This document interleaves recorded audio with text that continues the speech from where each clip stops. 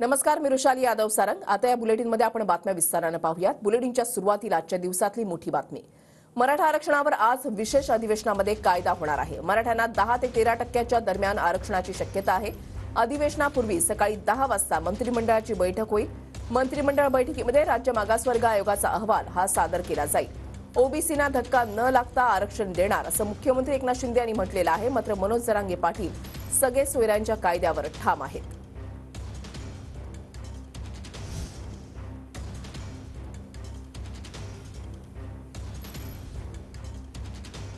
मराठा आरक्षणावर आज विशेष अधिवेशनामध्ये कायदा होणार आहे। राज्य मागासवर्ग आयोगाचा अहवाल जो आहे तो सादर केला जाईल। सकाळी 10 वाजता मंत्रिमंडळाची महत्त्वाची बैठक जी आहे ती बोलवण्यात आलेली आहे आणि यानंतर विशेष अधिवेशनामध्ये यावर सविस्तर चर्चा जी आहे ती होणार आहे। मराठा आरक्षणावर विशेष अधिवेशनामध्ये कायदा पारित होणार आहे। मराठा समाजासाठी आजचा दिवस हा अत्यंत महत्त्वाचा म्हणावा लागेल। विधानसभेमध्ये सुरुवातीला राज्यपालांचं अभिभाषण होणार आहे। अभिभाषणानंतर 20 मिनिटांचा ब्रेक असेल। 20 मिनिटांच्या ब्रेक नंतर सत्ताधाऱ्यांकडून मराठा आरक्षणाचा प्रस्ताव मांडला जाईल। विधानसभेमध्ये आरक्षणावर फक्त गटनेते बोलतील। मराठा आरक्षण उपसमितीचे सदस्य शंभूराज देसाई, चंद्रकांत पाटील प्रस्ताव मांडतील। प्रस्तावावर गटनेत्यांची भाषणं होणार। दोन्ही उपमुख्यमंत्री प्रस्तावावर भूमिका मांडणार। मुख्यमंत्री शिंदे आपल्या भाषणामध्ये आरक्षण जाहीर करणार।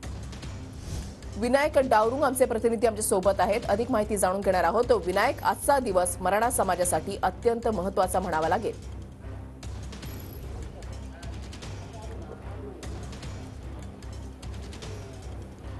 बरोबर आहे रुशाली, गेल्या काही दिवसापासून आपण जर पाहिलं तर आंदोलन जे आहे ते मराठा समाजाचं सुरू आहे। जरांगे पाटील जे आहेत ते उपोषणाला पुन्हा एकदा बसलेले आहेत। तर दुसरीकडे आज विशेष अधिवेशन जे आहे ते सरकारने बोलवलेलं आहे। मागासवर्ग आयोगाचा अहवाल जो आहे तो सरकारला प्राप्त झालेला आहे। 10 वाजता कॅबिनेट बैठक जी आहे ती होणार आहे। या कॅबिनेट बैठकीमध्ये हा अहवाल ठेवला जाईल, कॅबिनेटची मंजुरी दिली जाईल आणि त्यानंतर सभागृहात हा अहवाल जो आहे तो मांडला जाणार आहे। सुरुवातीला आपण जर पाहिलं तर अधिवेशन 11 वाजता सुरू झाल्यानंतर राज्यपालांचं अभिभाषण जे आहे ते होणार आहे।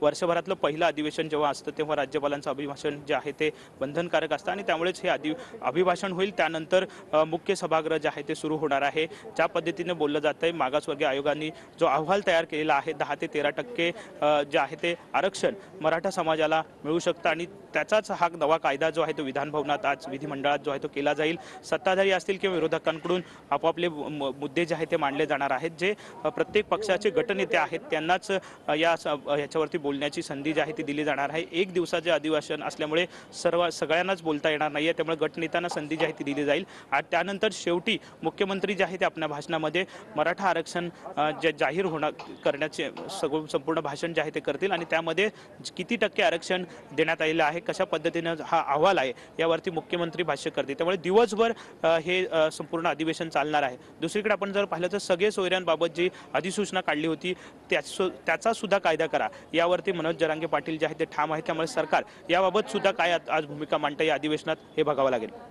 नक्कीच धन्यवाद विनायक दिलेल्या सविस्तर माहितीसाठी।